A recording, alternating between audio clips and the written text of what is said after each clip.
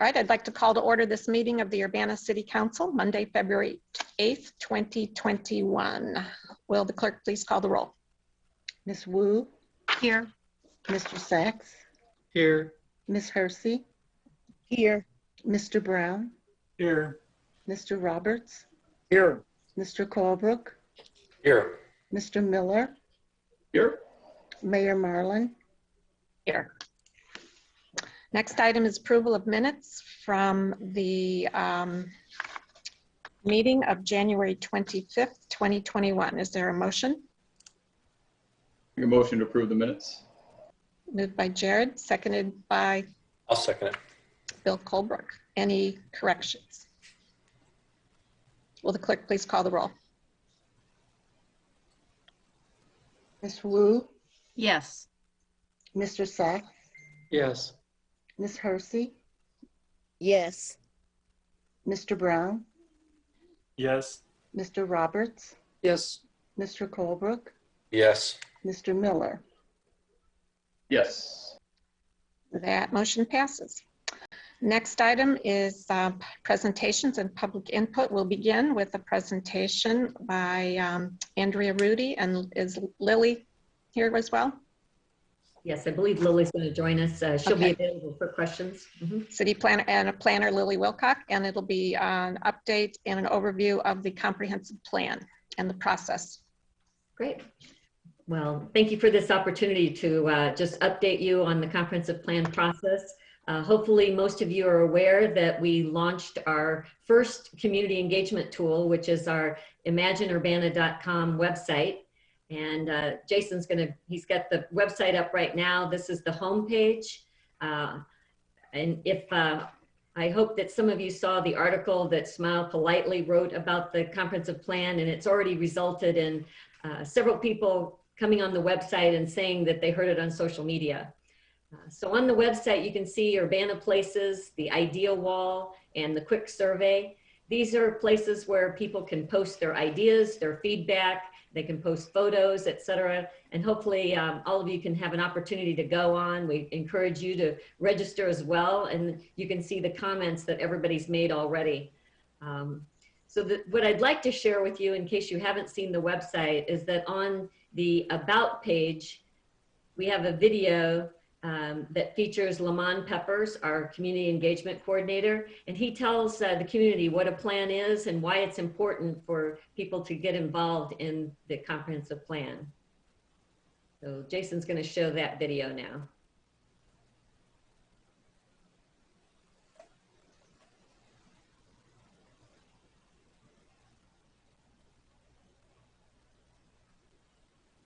I am Lamont Peppers, Community Engagement Coordinator with the City of Urbana, and I would like to talk to you about the exciting update our community with the city's comprehensive plan. Traditionally, it is important that the plan contains a general vision and goals to guide policy, development, and resources for the city. Urbana is doing things a bit differently in that we are incorporating many aspects of Urbana life in our comprehensive plan. We strive to make public input accessible to every person of Urbana. We are trying new things, creating new partnerships, and we will take this input and create the comprehensive plan for the future of Urbana. There will be various stages of community input in order to ensure our plan addresses the opportunities, concerns, goals, and visions that all residents of Urbana have for our city. This community engagement portal lives at imagineurbana.com, where you can register for updates, participate in surveys, and get information about the plan and process. By no means are we ignoring, passing by, or trying to get around the fact that we face some difficult challenges. When it comes to strategizing, we know that there are many things that must be given consideration and have to be adhered to. But that's why this plan is about you, Urbana. This plan will impact people who work, live, shop, study, and play in Urbana, and it considers the surrounding communities. Therefore, the plan must come from extensive community input so that it can guide the city to prepare for the future, develop in a way that reflects the vision, and build a vibrant community that includes sustainability, equity, quality of life, and health. We look forward to your participation as we, together, imagine how Urbana can thrive and prosper over the next 20 years.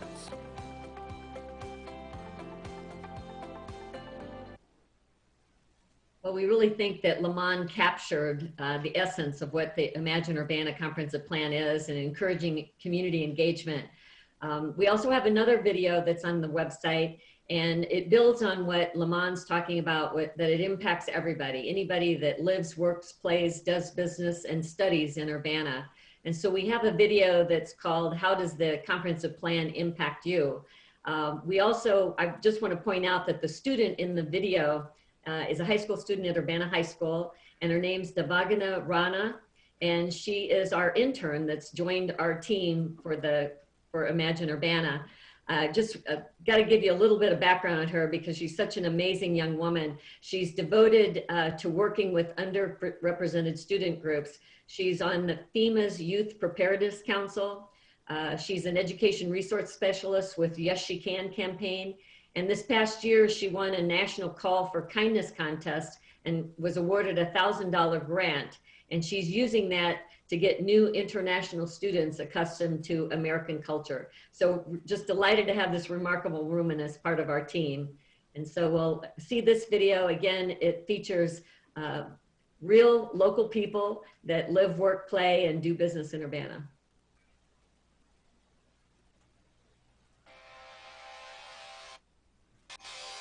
Why is the comprehensive plan important to me? My name is Devagana Rana and I'm a senior at Urbana High School.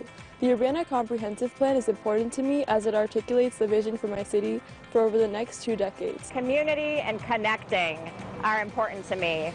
And so being part of the planning process will help to give me a voice when it comes to attempting to make sure that when I choose to bike or walk somewhere that I can do so enjoyably and safely. I came here in 1962, lived on Tremont Street, and I'm currently living on Eureka in Urbana.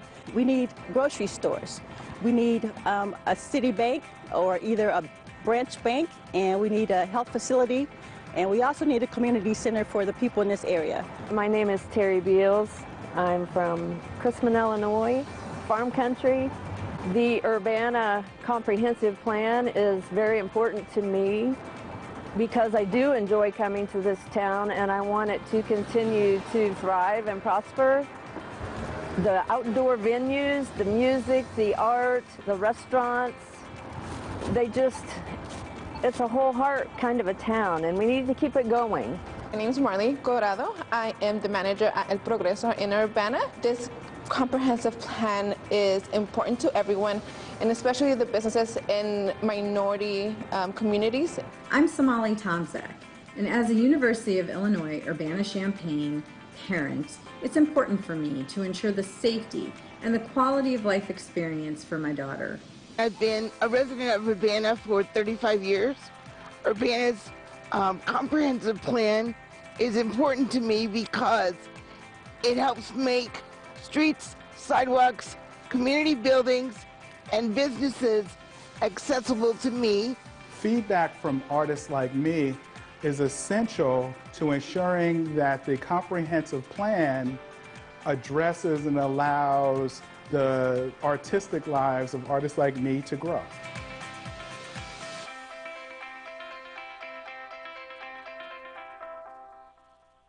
Well, we can't say enough about the members of our community that were willing to take time out of their day and tape this. And thank you, Jason Liggett, for your outstanding job on both videos. He's behind the scenes. Everybody knows him, but he does such great work. And we just really like the outcome of this video. We're going to be adding some different or additional segments as we get them. We've got a couple that we're still taping this next week. We're going to add someone that works from out of town or lives out of town and works here in Urbana so that you can see what their perspective is. But this is, as I said, this is just the first tool, the website.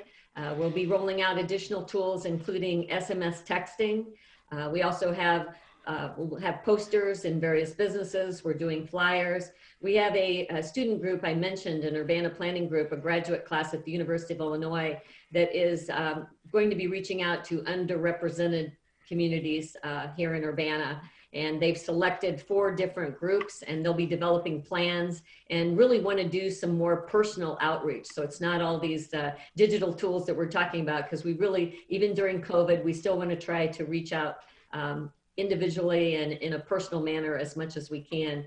We'll also be doing a postcard mailing to all the residents in Urbana that will give them the SMS texting number, as well as the website, to encourage people to go on and give us feedback. And so these are just some of the things that are underway. Lily Wilcock, we missed her getting introduced at the very beginning, but she is here, and she's done a tremendous job on the website and getting that developed and working with our vendor. And so she's here to answer any questions, as well as I am, if you've got any. And we're looking for that feedback that we're able to share with you. Hopefully by the end of the summer, we'll have some preliminary data that we can share. Any questions for Andrea or Lily? Mary Alice? Thank you very much, Andrea and Lily, for all your hard work. I'm really excited about this process. I'm wondering if you have reached out to the library at all about advertising this and kind of putting out cards where the computers are, because I know that they've reopened, to allow people to provide input.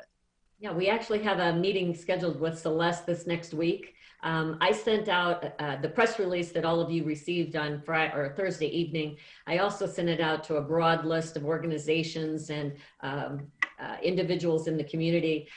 Got several responses from that, and so we're setting up meetings with these various groups so that we can understand how we can outreach to their base of customers or base of stakeholders. Celeste is one of those. We've had initial conversations with her. She was aware of our plan, but we're meeting with her next week to talk more specifically about how we can outreach to the different groups that use the library. Great.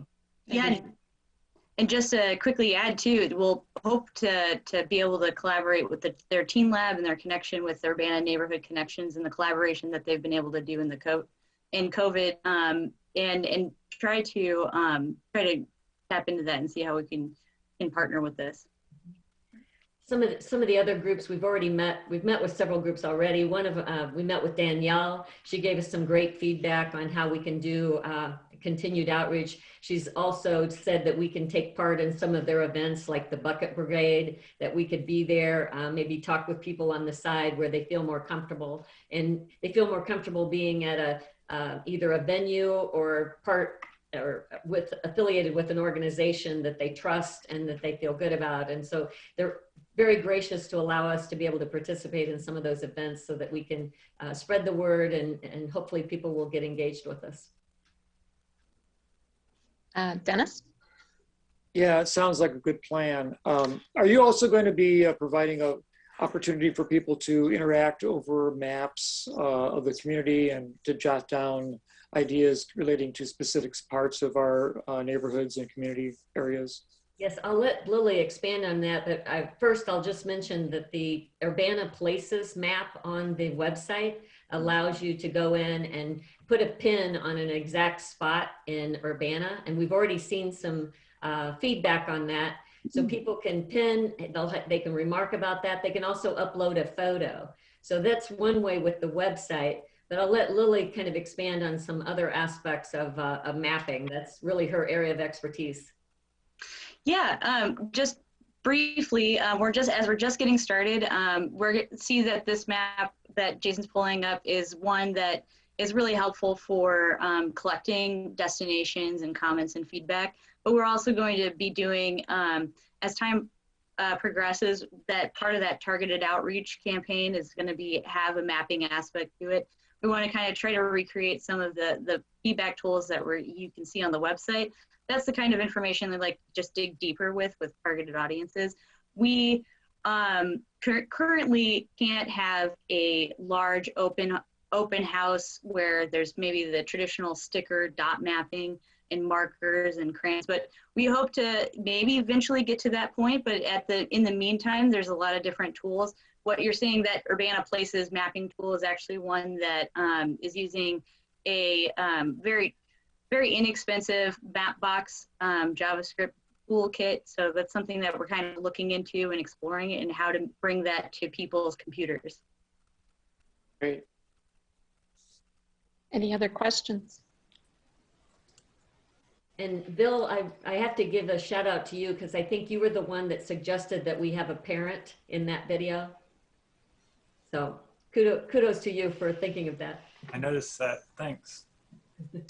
She actually filmed that at her home in the suburbs of Chicago. Zoom has its advantages, I guess. I do want to let the community know that we're using the comp plan as an educational tool as well. So over the years, we would frequently get calls from teachers and organizations who are, especially teachers who are working with their students to do units on city government and civics and that sort of thing. So part of the comp plan and a bunch of videos have been made of interviews with the heads of every taxing body in Champaign County with a pretty thorough explanation of what the organizations do, how much money they spend, what part of your tax dollar they get, and just what their role in Champaign County is. So we hope that this entire process not only will inform a vision for the future and growth in the city, and how it lives, but also as a way for people to actually learn about their community and be a living document and a useful tool. So encourage everybody to visit the website often. And we do have that first series is up there, Diane, the videos that we did with all the community groups. So I think we have 11 of those. Is that right, Lily? That are on the site? That sounds about right. It's quite a few. Yeah, right. And then we're going to keep adding, like Diane said, this is just the first series. Is kind of get to know. We call it get to know your community services providers. So it really does explain in detail by the leaders of those groups, which again, very gracious of them to give up their time. But we'll continue to add videos that provide additional information as we go through the process. Any other comments or questions? Well, great. Thank you very much. Okay, thank you. Please share these links widely. All right, we'll move on to public input. First on the list is Reverend Dr. Evelyn Underwood.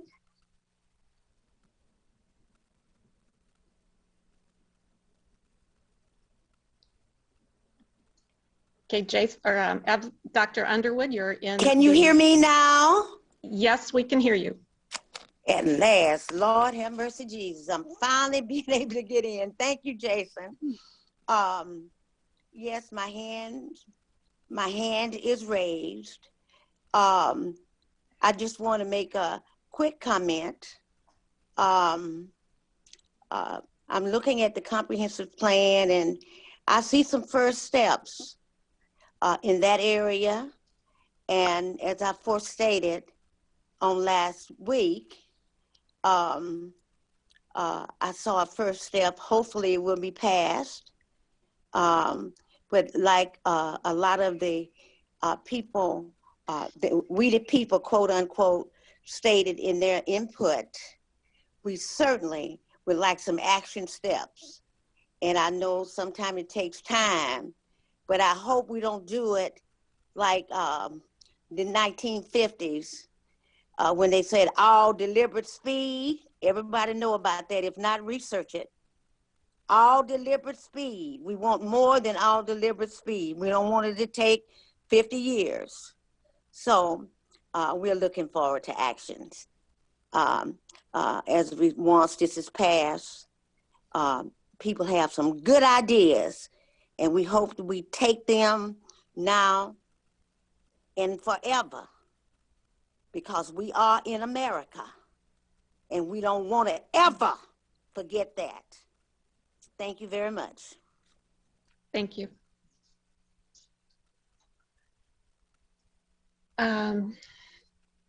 Next person to speak, Eldris Melinda Carr.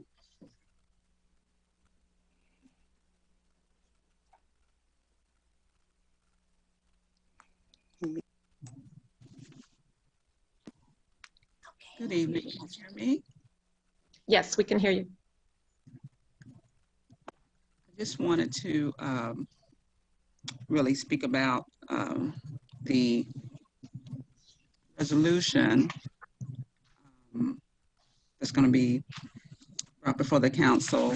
I sent some comments, and I'm just going to read the comments that I sent on the resolution committee to end structural racism and achieve racial equity. Is a great start in publicly declaring the city of Urbana's general position, and the intent has been stated to bring awareness of this practice in the history of the city of Urbana.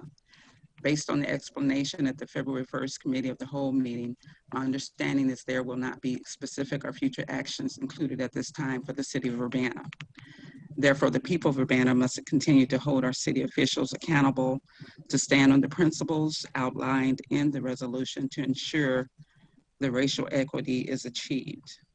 Both now and in the transition to new leadership, we know that you have an awesome responsibility in guiding city government for the people of Urbana.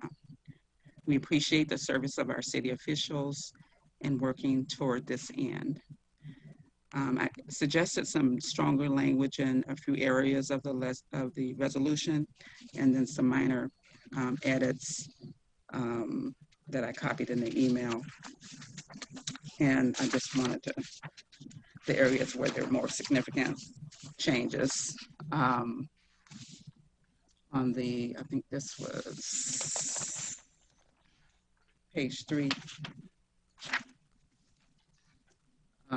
It talks about it will not be overcome without a concerted and sustained, instead of effort, I made a suggestion of commitment by all. And then in the next section, I carried over that. I'm not going to have time to go through all of this, but while community and government, and the section 1 evolves away from the habitual practice and widespread acceptance of racism and white supremacy, and is becoming a more loving community. So I added that. And then the sentence down further, if the city is to actualize the, not change commandments to principles, rights, and powers of our Constitution, we must be conscious. Down further in that section, the mayor and city council and henceforth speak truth to the hate and, or it could be hatred and bigotry of white supremacy, and shall publicly denounce everything else. I left that as is. The second section, or the last section, page 4, the city of Urbana recognizes that it will take additional, instead of effort, commitment, courage, and determination to align our actions with our aspirations. And then I added, in order to carry out the vital needs expressed by the people of Urbana. And that kind of goes back to the beginning where we said trying to make sure the needs of the people are taken care of. And then the next sentence is subversiveness of white privilege includes the double standards of imposing responsibilities, and I added restrictions where there are unequal rights and inequitable opportunities. The last, next to the last sentence, the city shall resolve to constantly challenge ourselves, and then I added to become strong leaders in creating a government, community, society, and economy. I didn't change all that, unshackled by the past. This is really good, this last part, but I didn't make any changes, but thank you for considering some of these changes, and a couple of you responded. Thank you for your responses. That's all I had tonight. Thank you for your listening. Thank you. Alan Max Axelrod. Can you hear me? Yes. Thank you. So I'm going to start on a less friendly note, and then I'm going to go on to some more positive remarks.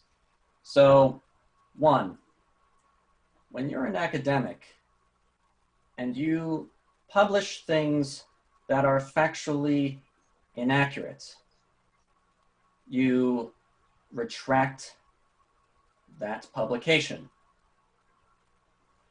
Now, the reason that I mention that is because there's an academic among you who published on a community listserv factually inaccurate information. As engineers, we have to pass ethical exams. And it concerns me that the matter of governance, where the letter, email, was signed not as a candidate, not as a private person, but as a member of this body. I'm very concerned about the lack of retraction thus far, and I'm interested to know if there will be a retraction of the statements made by one Eric Sachs.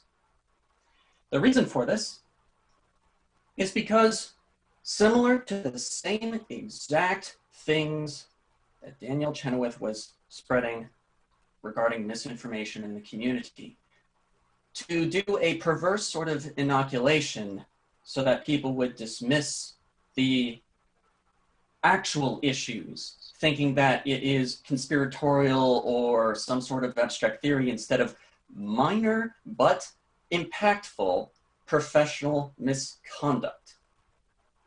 So, and as I texted to you, I do not consider you the perpetrator of this misinformation campaign, but I do ask, in the interest of being an ethical public official, just like you are an ethical, presumably, public employee, that you retract that email on the Western Urbana listserv. I hope to find out that to be the case. Thank you for adding the section about challenging yourselves in the resolution. I'll take it.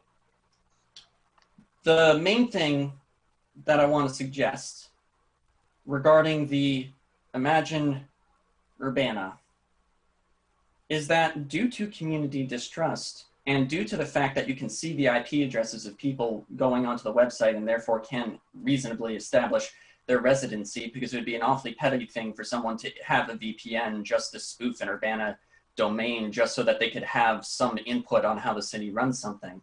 I ask that you remove the registration or login requirements so that people who have been hassled or treated unfairly by this body will not have to worry about whether or not their comments will be ignored because of their name or their past experiences with people in this body. The other aspect is due to outreach efforts. See, I've done a lot of canvassing in this community, and one of the things that I've consistently found is that there are gathering points that you can go to get rich data sets to help try to learn more about the community. I would like to suggest that the food pantries be one of the places where you make that information available. And this isn't a casual suggestion. That was the very premise that I had joined Illini Fighting Hunger back in 2017 specifically to try and do. Unfortunately, they were too overburdened to implement it, and there was no one who was willing to collaborate on that particular aspect. So I hope that those two things are taken into account. And also, you still all owe an apology to Buy Black Shambana. Thank you.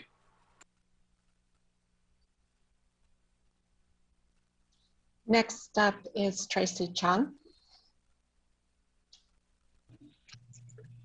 Hi, can you hear me? Yes. Hi, I'm Tracy Chung from Urbana. Last week, I brought up action items that the city could do to show that the resolution committing to end structural racism would result in meaningful change and action by the city.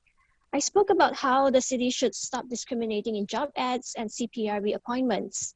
I've lost count how many times I brought up how city leadership and Urbana Police Department leadership has not apologized or acknowledged the damage done to Aaliyah Lewis. We have not heard from Chief Serafin exactly how police staff will be held accountable. This is not the only police misconduct incident that has not been adequately addressed. It has been 2 months since I brought up the taser incident from 2019, where Deputy Chief Searles suppressed video evidence to hide what looked like police misconduct. I asked before and I'll ask again, have any of you guys watched the taser videos and the CPRB meetings? What did you think of Seoul's actions, and what do you think after watching the taser incident? Maybe you guys can comment about it today. We've been talking about these issues for close to a year. We've seen Urbana violating FOIA laws. We've seen Mayor Marlene speak dishonestly to the public. We've seen all of you up there try to silence the public just because you don't like the criticism. My name has been smeared by the city attorney and your contracted attorneys, who resorted to attacking my character just to defend the city's actions.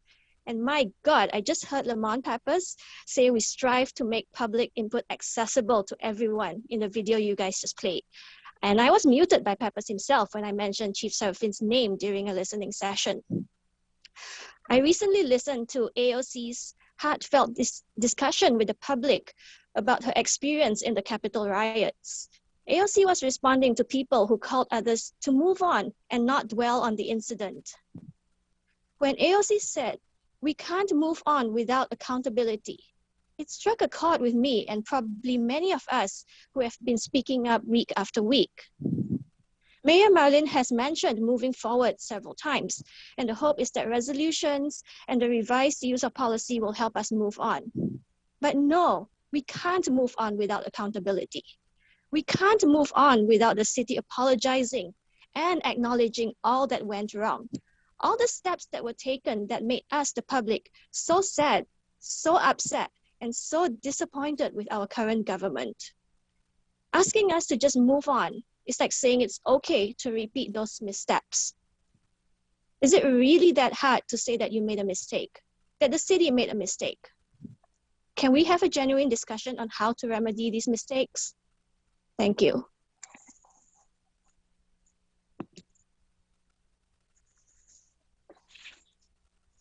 Benjamin Beaupre. Hello, my name is Benjamin Beaupre. I live in Champaign. I'm a citizen representative for the Champaign County Reentry Council, but tonight I'm just talking on my own behalf. Wanted to express my support for the resolution committing the city to end structural racism and to achieve equity. I also wanted to echo other comments demanding substantive action afterwards. I think that's important. Otherwise, you'll lose even more trust. I think this resolution on its own is important, though, especially these days with this war on objective truth that is happening throughout our nation and locally. It's important, it's critical for all of us to stand up for the objective truth right now. W.E.B. Du Bois said that we don't win this fight with voting alone, but by persistent, unceasing agitation, by hammering at the truth. And I believe that. I think Urbana has proven that over the years. With the Ellis Drive 6, fighting segregated schools based on information that the schools were having disparate impacts as segregated groups, especially the Hay School. It took a fight, and the fight wasn't over right away. There were people running for a school board trying to overturn it. I believe that fight continues on to this day. Part of the research I do for the Reentry Council involves a lot of local data, local statistics, and there are racial disparities across all systems here. Education, criminal justice, housing, as we've seen recently with health and COVID. These systems aren't isolated. The disparities from one feed into the other. They're propagated from one to the other, and sometimes even amplified in the case of the criminal justice system. I encourage future action to involve collaboration across these systems, across these bureaucracies, because a lot of colorblind language can be used to propagate those disparities just by saying, hey, that's not our fault that, you know, the clients coming in from this particular system are already, you know, disparately impacted. That we have to take responsibility for when we see those disparities to do something about them and collaborate across systems. Otherwise, we're just as responsible. Urge you to take seriously the concerns of the NAACP and the ACLU on the use of force. We can't just do boilerplate Lexipol liability language for use of force anymore. If we're focused so much on legal liability, I mean, I realize it has to be part of the concern, but it can't be the only concern. Otherwise, this turns into a Milgram's experiment where people are just covering their own butts and not making sure that rights are protected. We aren't addressing the safety issues that these officers face, why they're so afraid, why they are ready to kill for people touching their waistband, because they have to make a split-second decision that that person might be armed. We have to address the problems that are leading to these life and death situations that are ending very poorly for people who don't look like me, whereas people who look like me are given the benefit of the doubt, are considered less of a threat, aren't necessarily considered someone who has to be looked at as if they need to live or die in the next split second. Thank you. Thank you. Next person to speak, Colin Dodson. Hi, thank you. Am I coming through okay? Yes, you are. So these are some tough acts to follow. I generally agree with the overwhelming majority of points raised by the citizens of Urbana so far. There's a little bit more I'd like to say, though I risk repeating much of what has been said with respect to the resolution you're looking at tonight. I'll say that I hope you pass it. Before I dig into that, though, I do have a brief question with regard to public input in a more general sense, which is to say that I understand the need for orderly and effective meetings when conducting official city business. However, to me, that leaves an open question, which is to say, you know, given that council meetings and committee of the whole meetings are not the place for an active dialogue between the people of Urbana and our elected city government, then what is? So I'll leave that as kind of an open question to sort of stew on. And so I'll move on to the resolution on ending structural racism. And, you know, again, the main thing that I want to really reiterate, it's been said several times tonight, is that it is absolutely essential that, you know, the work doesn't end when the resolution is passed. And I'm sure that to a certain degree, all of you know this, but, you know, the thing is that when looking at something like white supremacy, it's really, really critical that we understand that this isn't just a personal moral failure, but a product of a deeply inequitable and unjust social system. And that ultimately challenging white supremacy and white privilege will be deeply uncomfortable. I mean, we have to look at things like, how do real estate interests function in our community? What's the relationship of police policy? You know, how can we extend our views of human rights to more than just an anti-discrimination ordinance? You know, when it comes down to it, like, ultimately what I'm getting at, and no shade, I'm honestly speaking here, no shade, we need substance and not superficial posturing.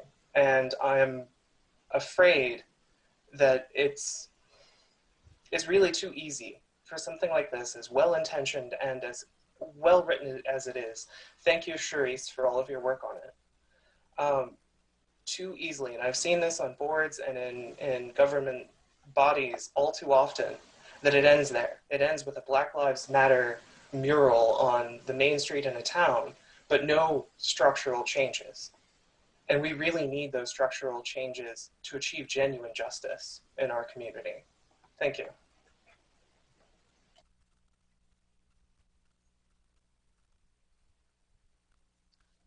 Next up is Meg McDonald.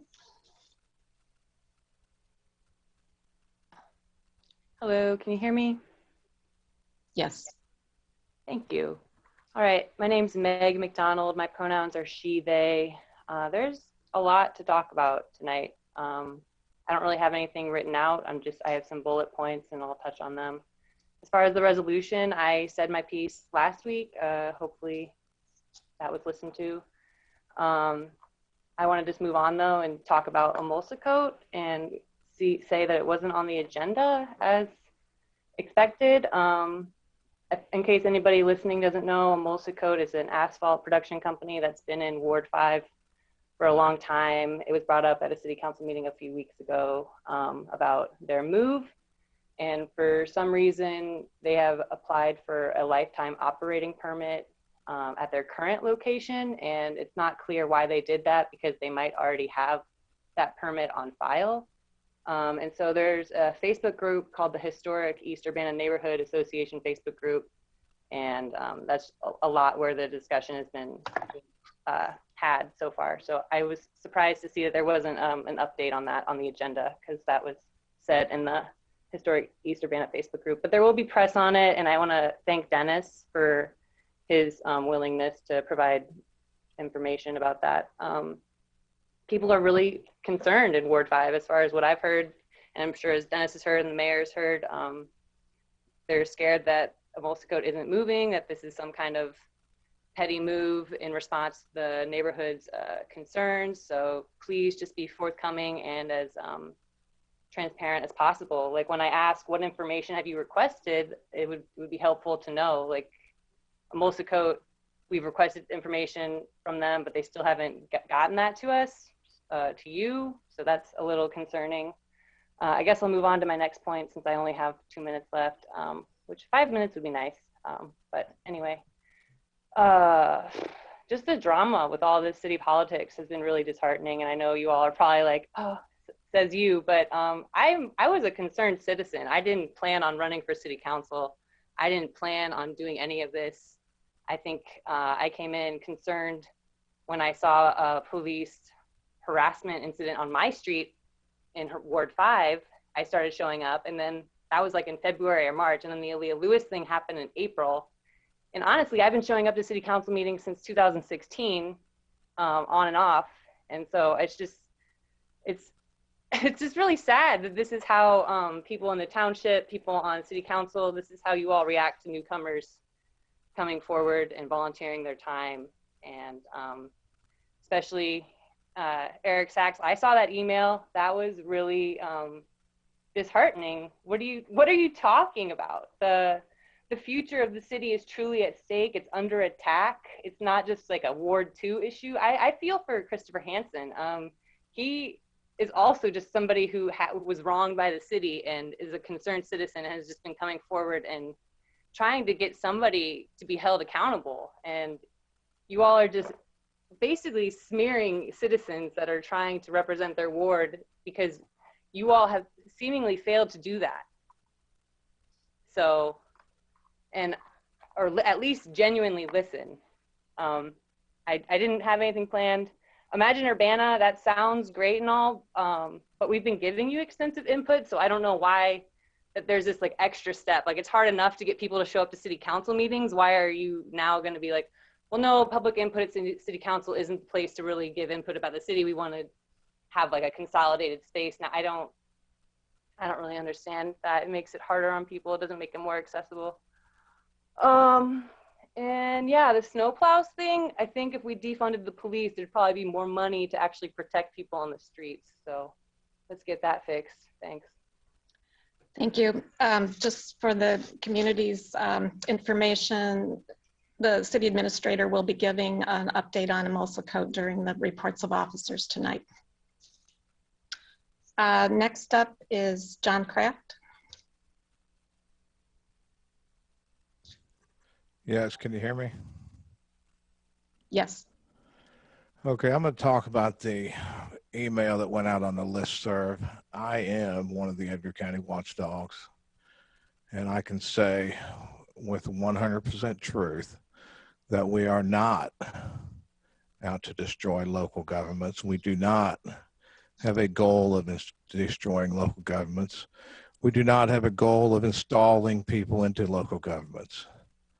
I know where Mr. Sachs got this information, and I would just appreciate if he would research that person that gave him this information, find out what her motivation is.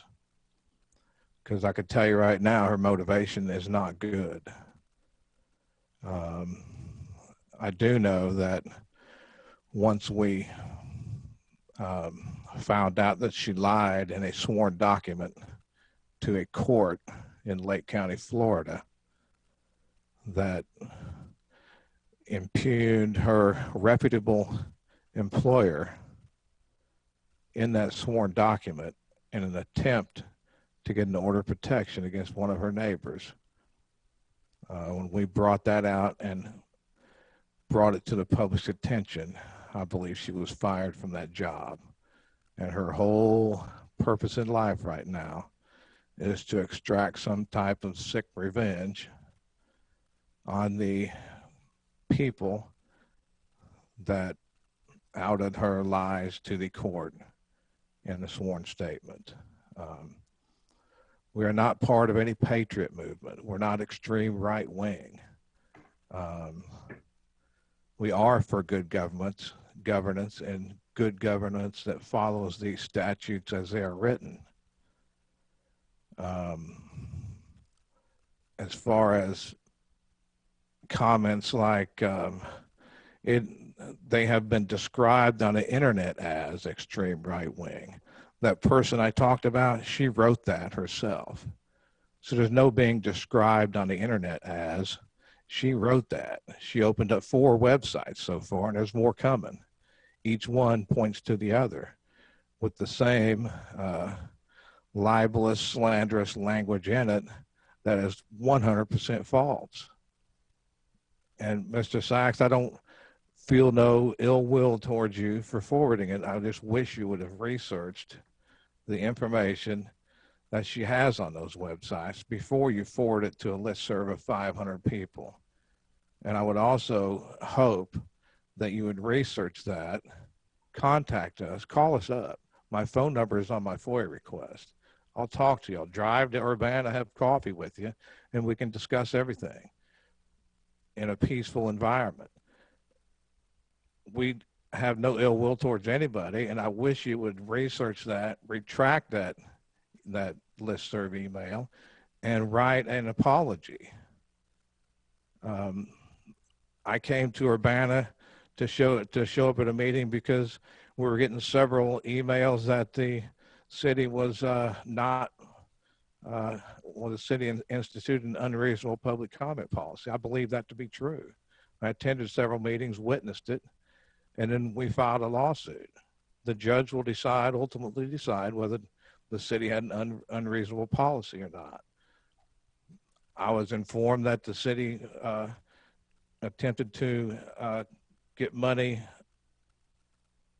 for FOIA requests that they shouldn't have got. So I FOIA'd for the names of the people that paid that money. It was denied. I believed I should have gotten those names. So I sued to get those names. It's about 6 names. And a judge will ultimately decide that issue. So once again, please retract the email and please apologize. Next up is Haki. Hello, can everyone hear me? Yes. Hi, my name is Haki, or Drake, resident of Champaign, recent graduate of the University of Illinois. I'm tired. I think I'm just tired of, work, but of course we're gonna continue to work. But I'm tired of input being reduced to simply hearing the concerns of a few individuals, but then the implementation of a program or a project without that same input without the same continuation of input from the people and from the community. I remember something about the Imagine Urbana sounds really well, and I said it last week as well. I hope that those racial pod discussions continue because Imagine Urbana will not save Urbana from racism, or or the resolution is not going to save Urbana from racism.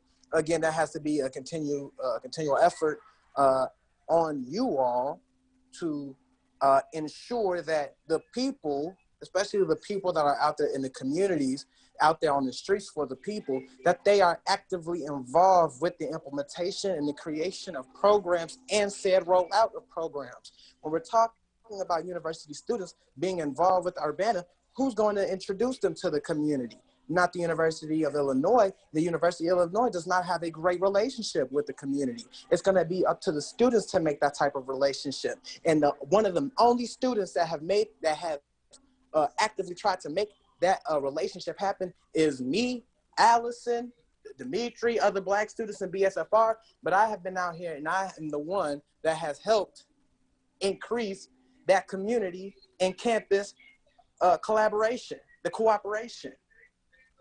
So you must include the organizations that have connected the community in order to be a part of the Imagine Urbana, and to ensure that those organizations are actively funded, to make sure that those organizations are actively equipped to carry out that mission. It can no longer be, again, it's the same organizations all of the time. I am tired of all of those same organizations having the same power being pushed around and moved to the next person. The power has to be removed from this wheel of power that's going on in Urbana and Champaign, the nepotism. It has to end. When are we going to allow some new faces? When are we going to allow some new thinking? When are we going to allow some new voices, some new youth, some new people, some new innovative ideas? Let's be honest here. There were discussions again about See You at Home, not to ever discredit the work that is being done by the institutions, but there is structural violence. I'm currently doing research with the professor about structural violence, that the structures in place are inherently violent. They are inherently racist. And that in order to ensure that people are being fed, that people are being given the resources necessary, either we take over the structure and we completely rebrand it, or we must create our own structures. And I am wholeheartedly about the creation of our own structures. Trust me, the people have been coming to the new structure since May of 2020. The people have been coming to the new structure. The structure that we are building is being built right now. Either you ride along with that new structure, or you're going to allow the resolution to wither away to simply just words of nothingness. We have to ensure real action. And we also have to ensure that we are included. And let me speak to my brothers and sisters and my allies, and my non-binary allies as well. They will give us something.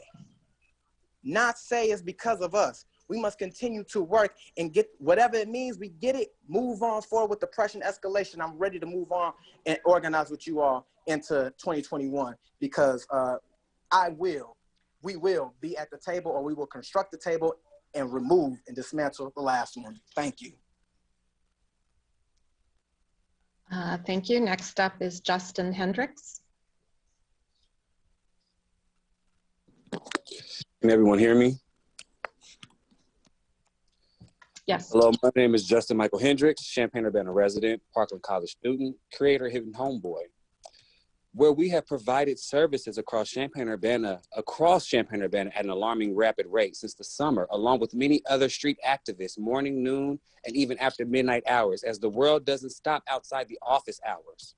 Tomorrow, please tune into our series, Black Mental Health Matters, every Tuesday for the month of February at 6 o'clock. Tomorrow, our discussion will be my mental health in high school and young people. Last week, we did discuss the LGBTQ community at large. Please make sure you tune in. We have more special guests from Champaign and the state and surrounding states. For more information, go to Hidden Homeboy on Facebook. That's HITNHOMEBOY. Let's get to it. I'll say this. If you're not going to name names, leave it on the playground. To hear people like Miss Wayne Williams speak with such cattiness towards people who quote unquote voted for you, niece, let that hurt go.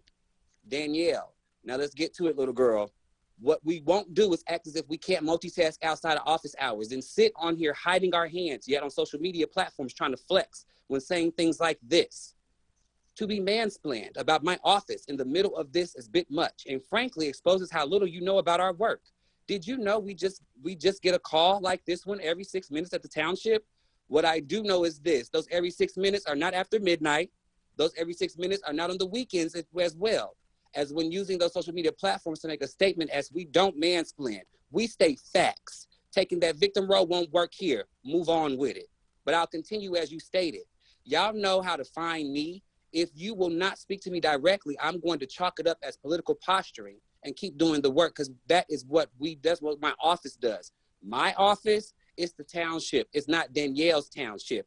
We do the work. I understand that and I applaud it.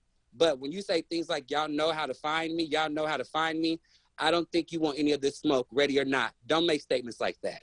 I wish I had the same turnaround as when men lie, women lie, but numbers don't. As I emailed you back in October to collaborate with you, yet I was not met until recently with the response. You may want to say you're busy. I don't dispute that, but political, obviously you are, as I'm not. I don't belong to a party. And last time I checked, it's your name on endorsements, commercials, everywhere I see, not mine.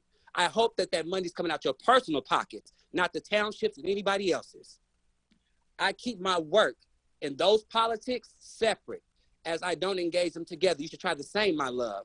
This is what happens when you put yourself and your feelings in a situation that did not criticize your character. However, you chose to step out and you missed, as it was a missed opportunity when given work and work hours to someone that was a Black queer girl in need. You gave office hours for help.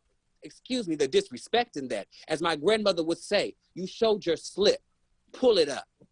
To quote another person in a political position, not sure who needs to hear this, but I'm sick of encountering posts that are trying to dunk on the township supervisor's office and their leadership. It's not emancipatory, it's littering. And to note, yes, Emily Rodriguez, that status of the township was cute this morning, as I never discredit them. But what I will say is this: the next time, make sure you know I read messages, and quite frankly, I don't approve of those. Thank you to those individuals and the person who is running in this ward that I do know that is literally making sacrifices for a Black woman and a Black person without having to make clout for it, yet not looking for white saviorship, as I have seen since the summer with a lot of you and misused and mistreated community. I hope that ward votes for her, as I see her playing a role not in white leadership and white saviorship. In closing, I suggest you get a street team that is dedicated to working after midnight, meaning 11 to 7, and even weekends. There is a trans population. There also is a non-gender conforming and 2 intersex people that live in the city, but you wouldn't know that if you engage in the streets because they need things. Oh, and don't forget, I'm from the streets and we can fill yours up anytime. In closing, thank you. Justin. Your time's up. Last to speak, Christopher Hansen. Hello, can you hear me okay? Yes. Hey, so my name is Christopher Hansen. I live in Urbana. It's been about 10 months since the Alea Lewis arrest, and that brought a lot of attention to the city council. And one of the statements that we heard over and over after that and after the George Floyd incident from this council, we heard, change isn't going to happen overnight. Change isn't going to happen overnight. We heard that repeatedly. And it stretched out for weeks. And I think even months later, we heard that same statement: change isn't going to happen overnight. And now it's 10 months later from the Alea Lewis incident. And as a reminder, some people have been working on issues of race disparity and police reform misconduct for decades. And so I've noticed you stopped saying change isn't going to happen overnight, because you probably realized how silly it is at this point. But we do have a resolution before us where it doesn't indicate any actual change, or it doesn't indicate any action for change, at least. And I think you've heard that from a lot of community members tonight. And so I strongly encourage you to add just anything actually that is actual action to this resolution before you pass it. And you heard a good number of examples of those already this weekend last. I was also not excited to see our community engagement coordinator involved in the Imagine Urbana process. I mean, this is someone who, actively muted a member of the public for trying to speak.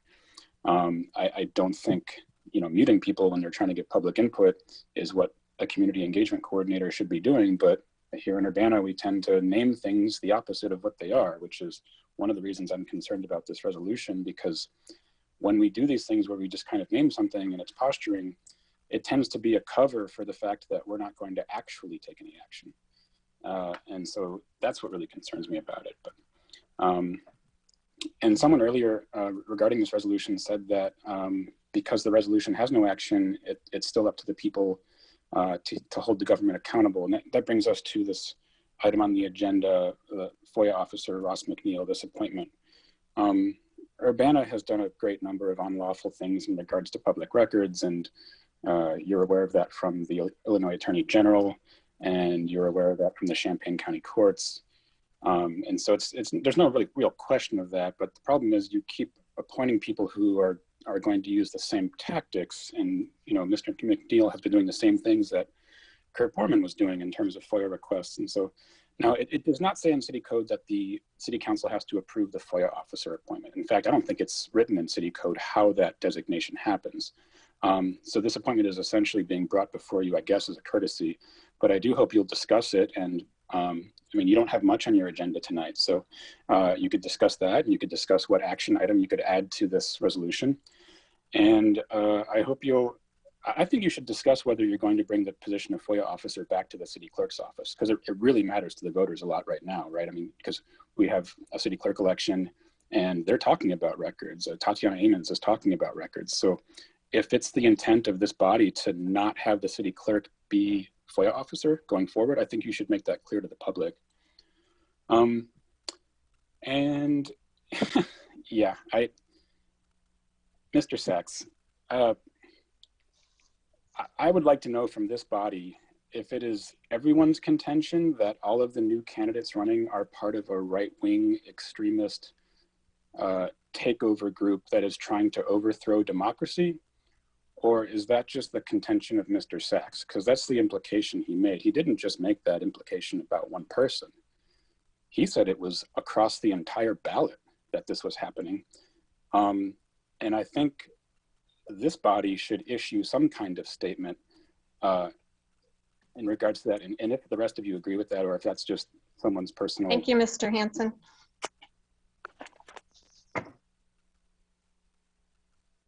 And that looks like we're finished with public input for this evening. We'll move on to council input and communications. Jason, do you want to put the timer up again, please?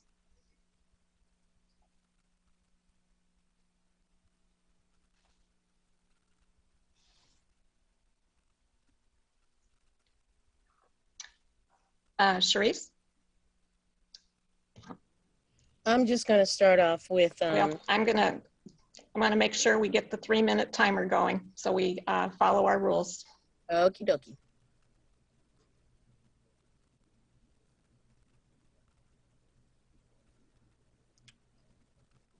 Oh, wait. I've got one. I started one. Oh, there we go. Okay. I'm just going to start off with regarding the resolution. The resolution is not an ordinance. I don't have actionable, what people have called actionable policy in there, because the resolution doesn't do that. I'm not trying to cut the feet off of the future. I don't want to hold anybody to a particular sort of policy that in a few years may have to be changed.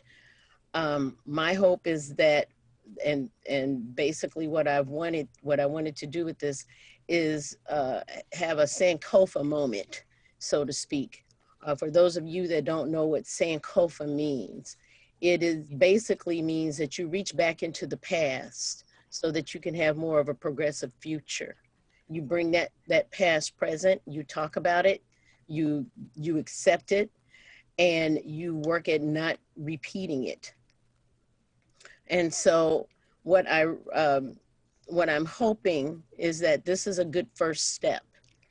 I've gotten several ideas and and came up actually with some more this weekend, which we will be discussing when we come to the resolution, and edited and added even other stuff to the resolution, things that I thought were pertinent. And it is not posturing, it is hopefully setting a path and a first step on a path where the city can go. That's all I gotta say. Okay. Any other council comments? Mary Alice and then Bill. I just wanted to let council know and the public know that I've been working on a resolution that addresses some of the police accountability and some steps that we as a council can take, and some affirmation of de-escalation. So that should be on the committee of the whole agenda for next week. And several people have given me comment and feedback about that. So I really appreciate that. And I look forward to the discussion. Thank you. Bill Brown. Yeah, just a brief update from BPEC, the Bicycle Pedestrian Advisory Commission. We have, I'll be making a couple presentations sometime over the next few weeks. One will be our annual report, and the other will be a change in the recommendation on the Kickapoo Rail Trail connectivity study from 2018. You might remember that there were several options presented on how to connect the Weaver Park to the trailhead. And we discussed that at our last meeting and made a recommendation. So I'll have a short presentation on that and what went into that discussion. We also have a new youth member position for high school age youth, 14 to 17. So we'll be putting out an announcement and application for that pretty soon. And just thanks people that have been shoveling your walk and getting out there in the 0 degrees and getting the ice off. It's really appreciated. And I don't think we have, you know, our mandatory snow removal ordinance covers a downtown area and a couple of other areas, but it doesn't go into effect until the public works director declares a snow emergency, and that hasn't been triggered because we haven't had enough snow. It looks like we'll just get small accumulations, so that may not get triggered. But you know, if you can get out there and keep the walks clean as it comes down, it really is appreciated before it gets icy. Thanks. Dennis. Dennis. Yeah, I just wanted to briefly comment about the Mimosa Code situation. That's a concern for neighbors in my neighborhood. I did have a personal conversation with Chris Presnell last week. He's the coordinator of the environmental justice for the Illinois Environmental Protection Agency in Springfield. He probably were going to be getting an update from Carol Mitten a little bit later in the meeting, but my understanding is that there is a question about whether the lifetime permit is actually necessary. There might be one in the books. They need to do some research on that to see if it's really a formality or if it's unnecessary. And he told me that lifetime didn't mean lifetime. It just means that until further notice or until something else is changing, that you know, these are just formalities of certain sense, and the word lifetime doesn't necessarily mean it's going to be forever. It does that the permit that was requested is for the plant that's on University Avenue. I thought perhaps it was going to be for the plant that was being constructed up in on Saline Court in the industrial area north of town.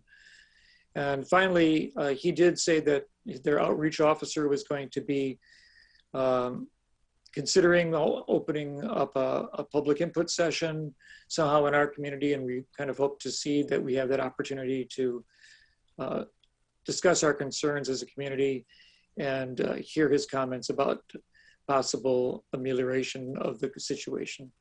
So I hope to hear more about it from Carol Mitten. Thanks. Any other council comments? Okay, thank you. There are no additions to the agenda. No unfinished business tonight. We'll go on to the reports of the standing committees. And there's one item on there, which is the resolution 2021-02-005R, which is the resolution committing to end structural racism and achieve racial equity. And this was brought forward by council members Hersey and Wu. Did either of you want to speak to this more? Yes. I just, on the agenda, it says that Sharice was chair at the committee meeting last week. So when you're ready for the motion, I was actually chair, so I'll make the motion to get it on the table. Thank you. I can second that motion. Do we have a motion? Why don't I do that? Okay, go ahead. Yeah, the committee of the whole met last week and we forwarded one resolution number 2021-02-005, our resolution committing to end structural racism and achieve racial equity to the City Council with recommendation for approval. For the committee, I so move. And yeah, go ahead, Sharice. Oh, second. Yes, I think Sharice should second. Okay, discussion. Okay. Yes, go ahead. As I said earlier in my comment I did make some changes, and I think that we have to, as a council, approve the amendments in the changes. Everyone should have gotten a copy of that. Did everyone get a copy of that online? Yeah. Okay. Sharice, are the changes incorporated into the copy of the resolution that was posted with the agenda? Yes. Okay. Do I need to go, Bill, do I need to go through those one by one and we do a vote on them, or? No, I think we could just say as presented. So this copy that we just got today was on the website? No. Okay. That's why I was wondering if we'd have to say something about the amendments and then approve amendments, or how do we go about doing that? Yeah, you probably ought to go through, and I would say read the parts that are new, the red parts. Okay. And for some reason, I can't find my red lined area, but I'm pretty sure I know where everything is. I could do it if you want. Go ahead. All right. So the changes that were recommended by council members Hersey and Wu were in the, let's see, in the whereas it starts out, whereas issues of segregation and racial oppression became particularly acute in the decades following World War II, replaces WW2 with the words World War numerals II. Then the next whereas below that, where there was a whereas added after that, whereas from its founding in 1867 through the 1940s, University of Illinois denied campus housing to Black students, therefore requiring them to seek out and pay for housing within the Black community, North End, creating additional psychological and physical stress to their college experience. Mm-hmm. And then 3 whereas down from there, whether there was a correction in spelling of Illiniwek. And then the whereas after that is whereas white supremacy and racial discrimination continue to this day, both institutionalized and from impenitent individuals. And then nationwide, Black Americans continue to be marginalized within the healthcare system and suffer deleterious outcomes, as exemplified by a death rate from COVID-19 that is 3.57 times higher than white Americans. And that has a footnote to the source. Mm-hmm. Locally, there is widespread community support for an offensive former university mascot. Local transportation companies discriminate against immigrants from Asian countries, and in Urbana, the Black community continues to face disparate outcomes and traffic stops. So that one had several changes. And then in section 1 of the resolved part, Yes. the last sentence says the mayor and city council will henceforth speak truth to the hate and bigotry of white supremacy instead of power of white supremacy. Mm-hmm. Then in section 2, oh, no changes. I think that was it, wasn't it? I think that's it.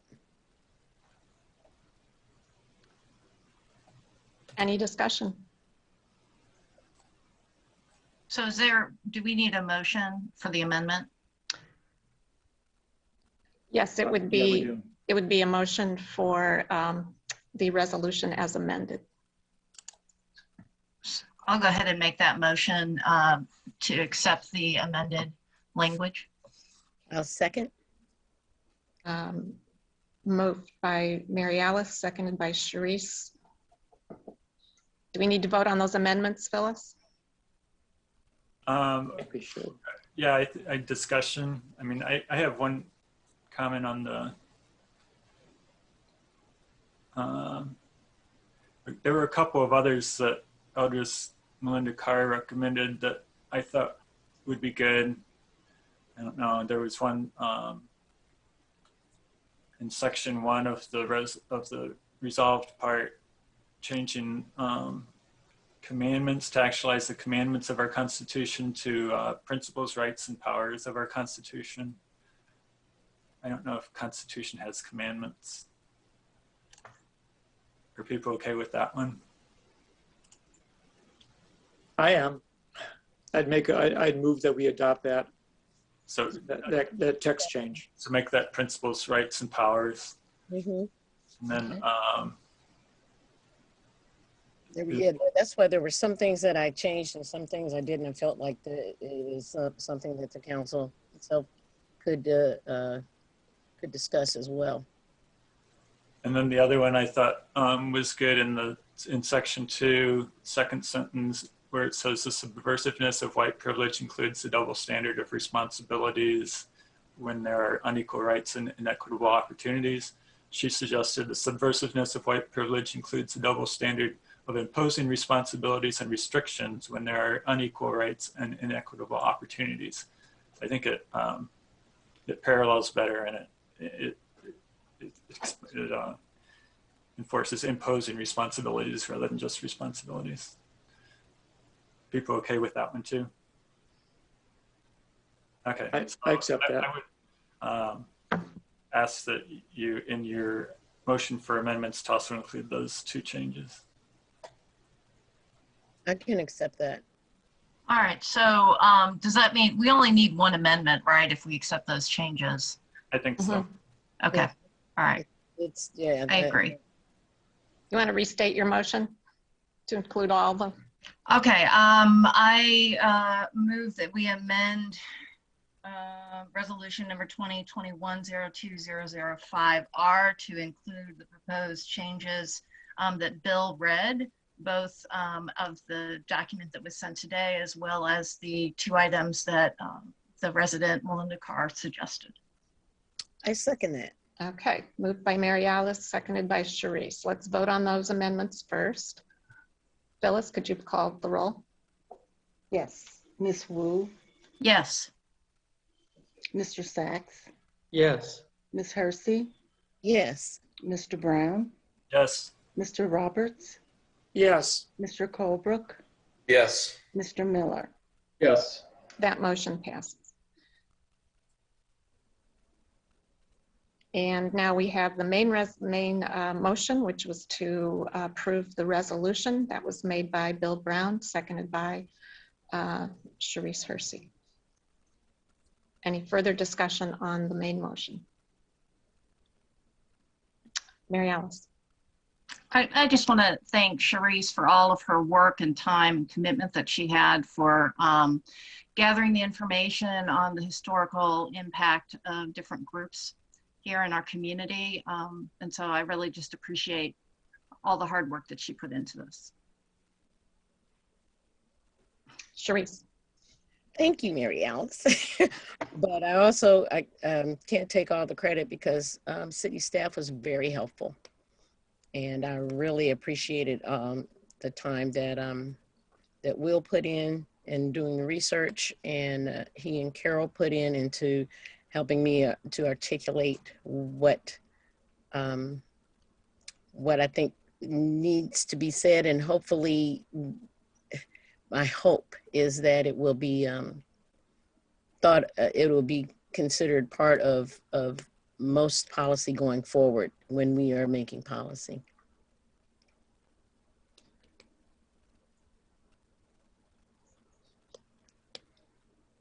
Any other comments? Dennis.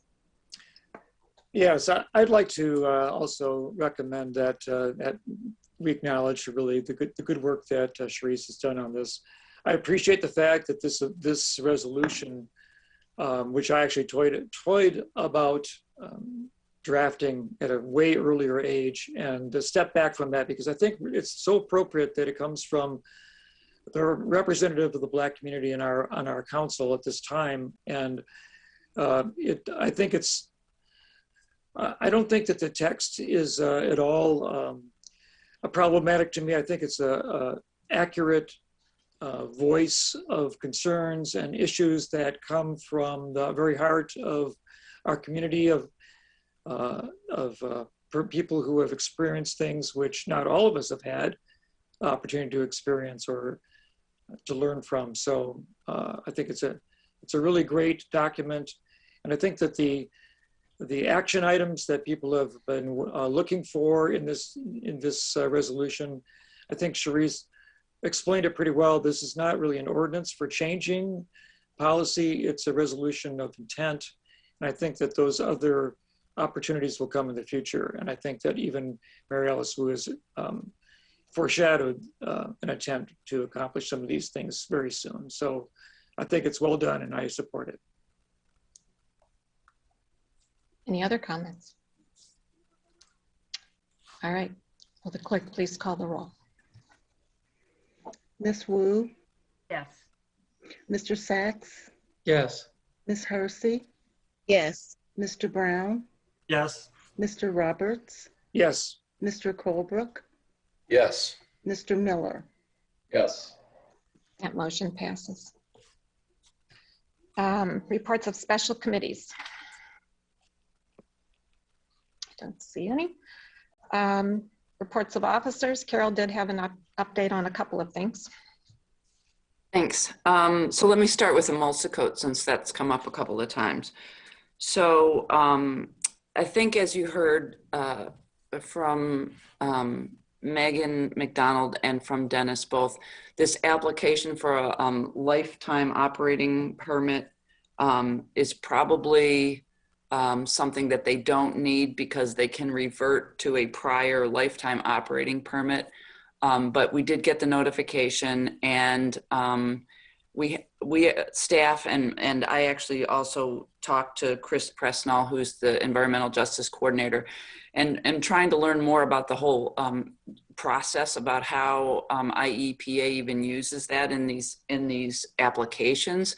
And there, as it turns out, even if it was a new application, and there was one that we got notice of in January for the facility up on Saline Court, there's no part of the application that requires any kind of findings or analysis regarding environmental justice, and they usually use these as an educational opportunity. It's not that you can't really, at least as it was described to me, do a lot in terms of making the case to oppose an application just strictly based on environmental justice issues. Notwithstanding that, we have asked, we've received some information from Emulsicote, as the representative had committed to sharing with us. We're expecting to get some more detailed information. But since it hasn't been, readily forthcoming, we've also FOIA'd information from IEPA regarding the reporting that they've done over the past 2 years, the application itself, any notices of violation that received over the last 2 years for the University Avenue facility. So that's all being processed now, the FOIA request. Tomorrow, Scott Tess and I will be speaking to the chair of the Sustainability Advisory Commission, because we would like to take the opportunity to bring the outreach coordinator from the environmental justice section at IEPA out to the community. And we thought maybe we could do that in the context of a SAC meeting, and have people and ourselves get better educated about what is really going on at this facility. They bring not only their outreach folks, but they bring technical people. So once we get the technical data from IEPA, then we can share that, and then we can all get better educated about what exactly is going on at the facility. So that's my update on Emulsicoat. I'm happy to answer any questions that anybody has about that. Okay. Wanted to move on and just share, we heard last week at public comment about Illinois American Water shutting people's water off. And I hadn't been aware that they were doing that again. So I got in touch with the folks over there, and they are in fact doing water shutoffs again. They started last fall. And they have a process similar to other utilities where you can self-certify that if you have, if you're having trouble paying your bill in any way related to COVID, there's no documentation requirement. You just have to call, and I'm going to give the number. It's 1-800-422-2782. That's 1-800-422-2782. And you can just make a representation to Illinois American Water that you're having difficulty paying your bill because of COVID, and then that should be sufficient to avert a water shutoff. And I asked for the number of shutoffs in Champaign County and Urbana, and that information has not been provided, but what information was provided was that more than 1,000 customers in Champaign County have availed themselves of the opportunity to self-certify. They also made me aware of the fact that there's a Salvation Army program called H2O, which stands for Help to Others. And that is a program that provides funds to people to help them pay their water bills. So just wanted to give a brief update on that, because we had heard about that, and I think I just wanted to follow up. And then finally, the last thing is we had sent out a press release today just announcing to folks that we've had a little COVID, I don't want to say it's an outbreak, because we have pretty strict quarantining requirements. So we've had a couple of positive cases in Public Works and quarantine. Many employees are quarantining right now as a result. So we're pretty short-staffed in Public Works.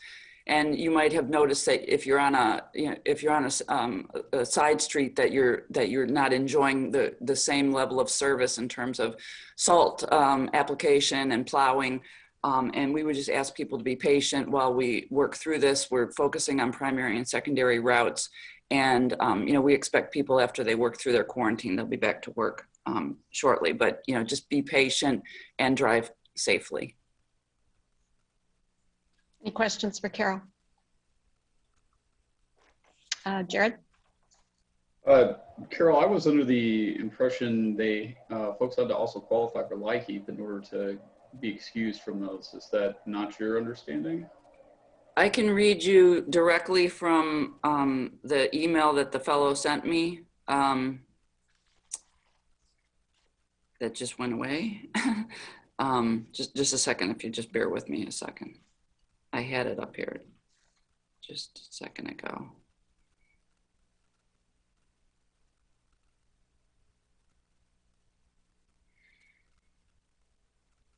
I don't know why I can't pull it up on my phone suddenly.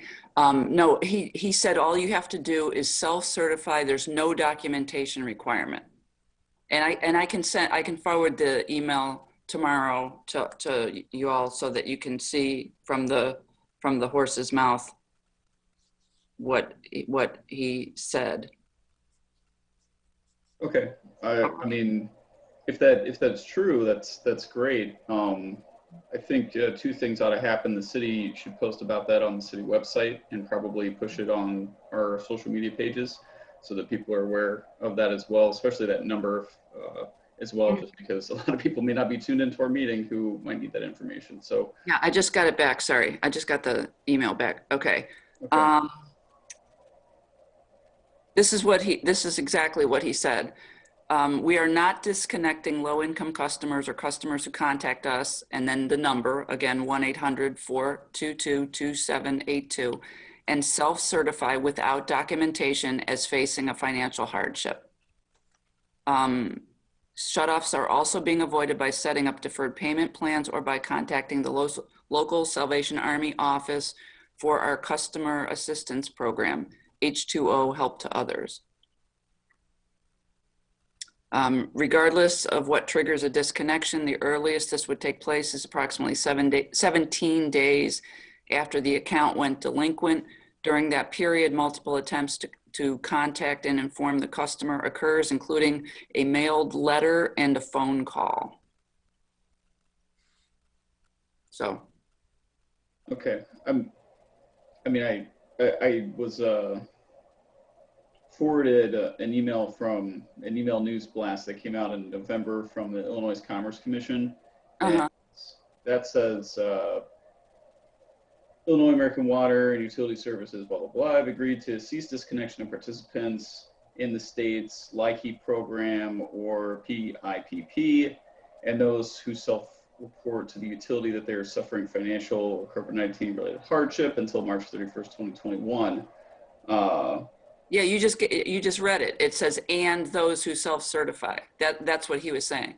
Okay, I mean, I guess that just reads to me, it would be more clear if it said or, not and, because it sounds like it's LIHEAP and, or PIPP and, not LIHEAP or PIPP or. That's why I'm confused as to whether or not they actually need both. I can follow. Can you send that to me? I can send that to you. Yep. Yeah, and I'll follow up tomorrow. Okay, I'll send that to you right now. Okay. Eric? So if they're allowing anyone who self-certifies to avoid shutoff, why are they shutting anybody off? It seems to me that there may be people who fall through the cracks here, especially people who don't have the best access to communication tools. Is there any thoughts on why that might be, or did they say? I didn't have an extensive conversation with the fellow from Illinois American Water, but you might recall Rick Manor came from UCSD not too long ago, and I started my journey to find the right person by talking to Rick, and they're not shutting off anyone's service right now. They're shutting off no one. But one of the things he did share with me is that some of the people who are delinquent with UCSD were delinquent for a long time prior to COVID starting. So some of this is, it's not, everyone who's delinquent is not delinquent because of COVID. So I think they're just, saying, all you have to do is tell us it's COVID and we'll give you a pass. And if people aren't able to do that, then, maybe they feel like, well, then there's other reasons. And those are the reasons that people typically get disconnected. You'd have, in terms of motivations for Illinois American Water, you'd have to talk to them. Yeah, it just seems like, given that cleanliness is such an important factor for public health, regardless of the reason, it's a bit perhaps reckless to cut people off. I understand your point. I don't know, maybe they're open to a conversation, I don't know, but.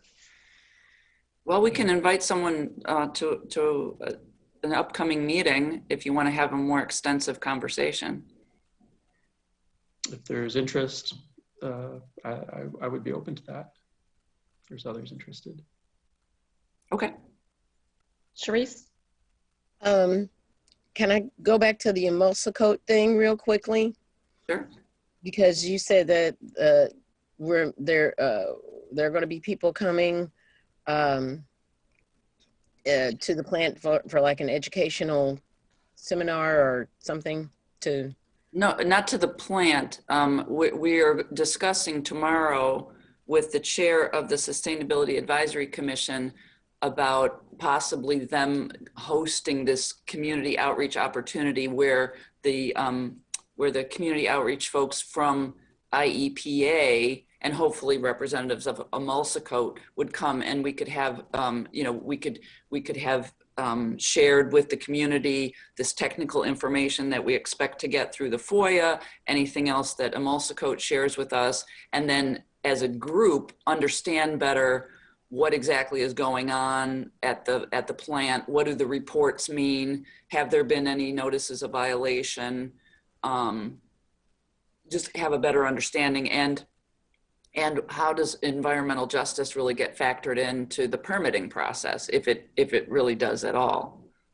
Okay, because I know I would like more information about that as well, because they are moving, or they have moved across from 74, which also, further north on 74, which happens to be in my ward, and I would be interested in knowing and getting that information. I think we can all, there's a lot to be learned. There's a lot of technical stuff, and so I think we'd all be well served by an opportunity to learn more. Yes. Dennis. And on the note about Emulsicoat, I would be really curious to find out. I could imagine, and I understand that there have been various kinds of scrubbers added to the emission element of their plant here in Urbana, and even if you're capturing particles or moisture particles, or I don't know what kind of particles would be emitted during this process, it doesn't necessarily affect how things smell, but the odor is of the asphalt itself when it's heated.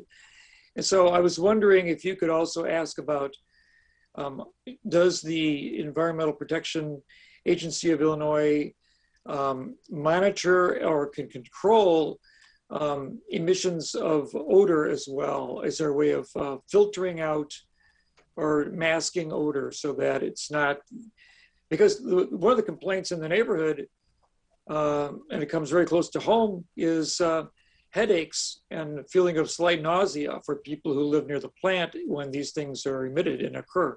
So it might not be particles, but there's something there that's making people feel very ill. So that's the concern. I don't know what kind of legislation there is concerning this part of it. That is a concern. So if you could explore that or have that explained to all of us, that would be a great thing. Okay, I will do that. Eric. The key word there might be volatiles. Okay. Volatile organic compounds. VOCs. VOCs. Yep. That's all I got. Okay. We'll move on to new business. And there are 3 appointments I would submit for your approval. The first is to appoint Council Member Eric Sachs to the Traffic Commission. He would be taking the place of Eric Jacobson, who had served as the council rep to the Traffic Commission and for Ward 2.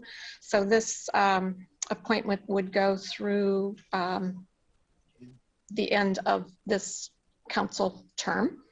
The second is we're required to have officially name a city engineer. So I'm naming our interim public works director, Tim Cowan, as the city engineer.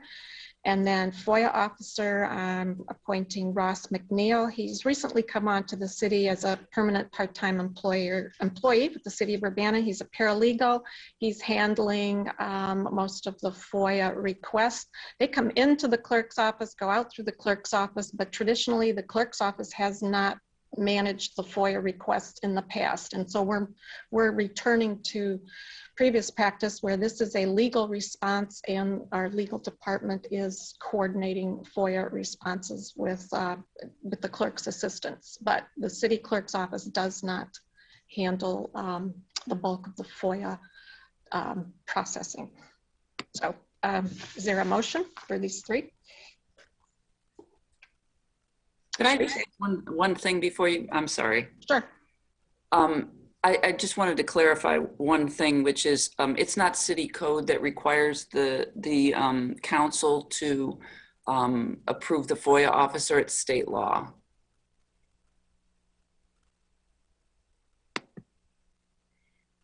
Thank you. Sharice, did you move? Yeah, yes, Okay. Okay.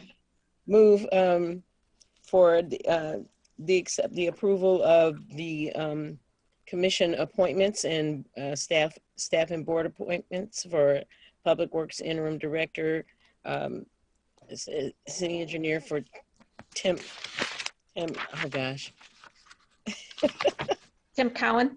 Tim Cowan for public City Engineer, for Ross McNeil as a FOIA officer, and for Eric Sachs as onto the Traffic Commission. There's a second. I'll second it. Was that Bill Colbrook? Yes, Okay. ma'am.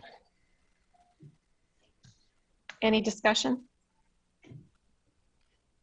Jared?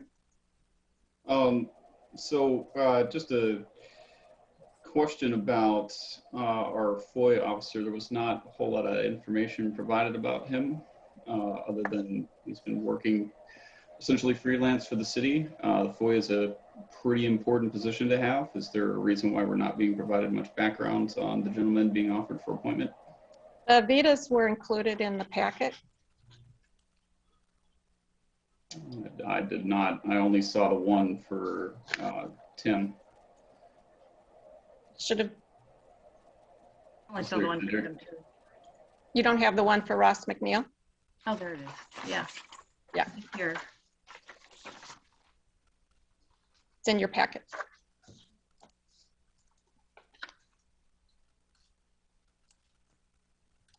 Jared, if you're trying to talk, you're muted. I see. Okay. I guess I made a mistake. I was reading all of that as extended pages of Tim's. Tim's, not as I didn't see Ross's name at the top of that. Tim has extensive engineering experience. Ross has legal experience. So. I guess that makes sense now. He's not here tonight, is he? No. Okay. Just while we're on the topic of it, I'm not convinced that we've seen enough information other than a simple CV as being enough to approve this appointment for something that's so important. And I also want to let folks know, could have mentioned it during council comment, but I'll mention it now since we're on appointments, that I intend to try and figure out a way to bring forward some legislation to revive our appointment process, because most of our coding is from the 1970s and has not been rethought or brought into the modern era since then. So I think it would be good for us to reconsider how we do appointments at the city, and perhaps bring about a more comprehensive process than the one that exists currently today, where it's pretty much formalities for most points.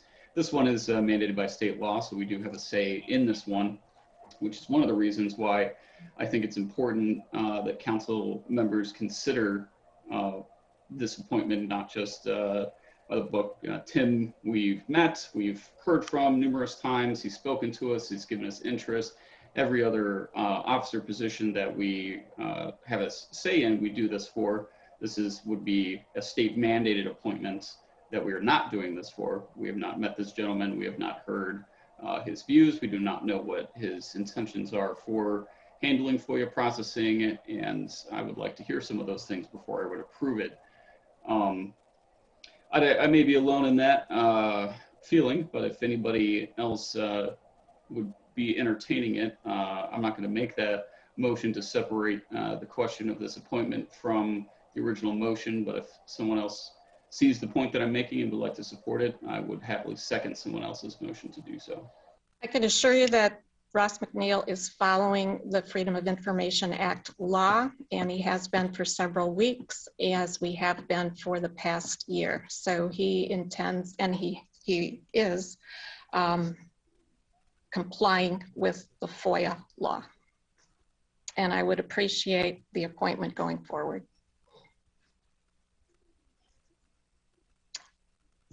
Diane? Yes. I just wanted to clarify something that you said about the city clerk and the role in FOIA. Is it fair to say that the city clerk is almost like the server, the waitress, the waiter, and then the lawyers are the cooks? Meaning they gather the information, then they take it to the departments and the lawyers to figure out, and then whatever they give them, then they distribute? Or is that not a fair comparison? Well, Phyllis, do you want to answer that question? Yes, I will. Thank you. All of the FOIA requests that come through the city come to our office first. We then log it, we give it a number, we process it out to the department that it's supposed to go to. Well, we send it to Ross now, but we used to just go ahead and process it out to the department. The department would then fill the request that the person is asking for. They send that back to us. And what we did at that point is to mark it as to whether or not it was approved or denied. And we either send it out or send whatever letter it is that that department done. We haven't stopped doing that because when Ross does it, he sends us the information and we finish it out for him. So in other words, we touch it twice. We touch it when it first come in and we touch it when it leaves. So it's kind of like what you said. Yeah.